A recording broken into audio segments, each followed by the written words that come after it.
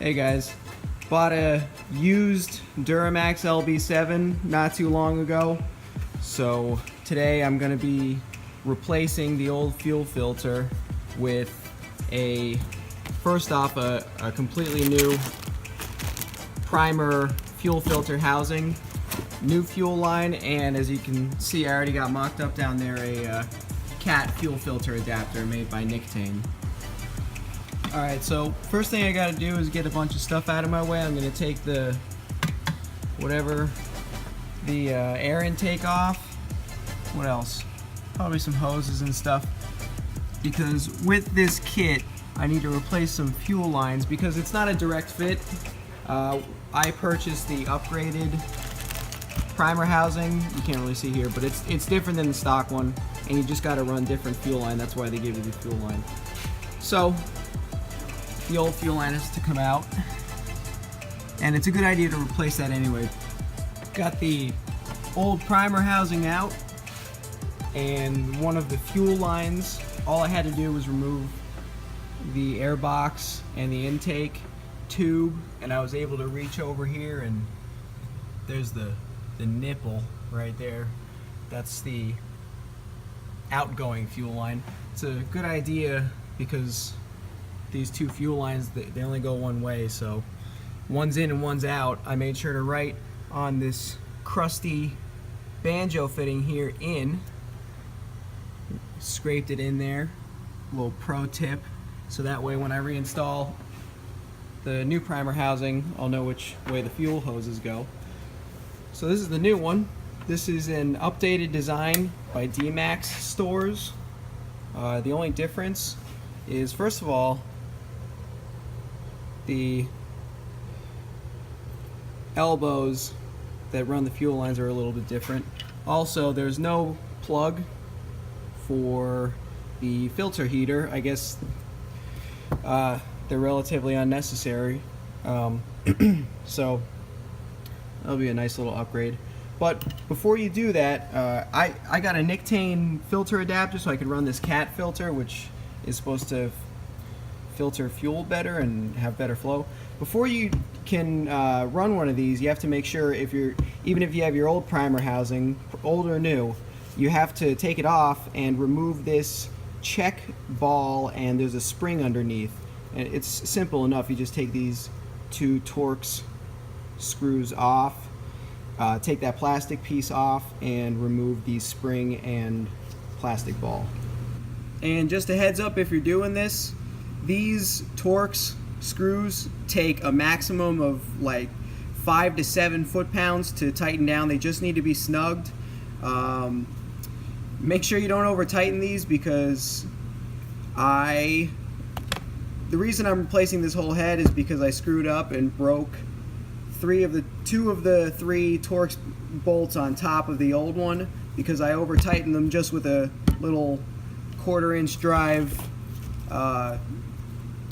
drill. So they're real easy to over tighten and snap, so these only have to be snug. Alright, so that's installed. That was easy enough. Just a little reminder, these Nicktane adapters, they should thread on real smooth. I noticed that it was easy for me to cross thread the adapter onto the housing, so if you get one of these and you install it and it feels like it's getting tight after half a turn or something, just back it off and try again. It should thread on real smooth. I had to try it 2 or 3 times before it finally went all the way up, and then once the rubber gasket hits the bottom of the housing, then it'll tighten up and be nice and flush. Just pay attention to the edges and make sure you don't cross thread it. Alright, got everything installed, got the new fuel lines installed. Really wasn't too hard. In the kit they give you 2 feet of hose, which is just enough. I don't have any left over. I cut the first shorter piece, hooked it up there, and then ran it to the left inlet, and then the whole rest of the other piece I ran from there to the other side. I don't even really know where they go. I just put where the old hoses were, that's where I put the new ones. And this one doesn't have any other hookups. Really not too hard. Just take your time. All right. She is assembled. We got batteries. We got air boxes. We got tubes. We got whatever that thing is. We got 2 batteries. And now we just gotta prime this thing.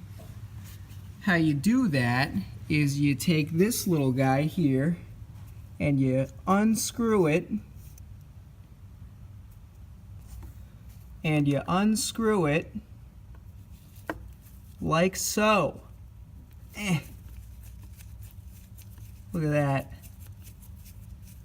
Make sure you don't drop it because the internals of a Duramax engine bay are an abyss, and I've lost many a socket to it.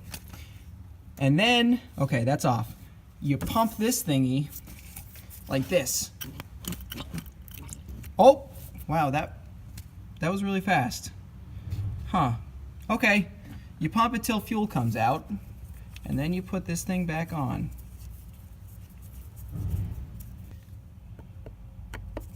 Go ahead and tighten her up. It's only plastic, so you only have to snug it, and you keep pumping. Wonder if anything's leaking. You're supposed to keep pumping until this gets really hard. I think that's it. I'm pretty sure that's it. I don't know. And then you're done. All right, and the moment of truth here. Starting the truck for the first time. I've learned from experience and lack of experience to always have a fire extinguisher ready, because that's the kind of mechanic I am. All right, here we go.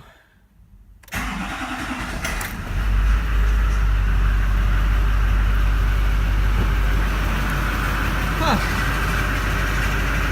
It runs.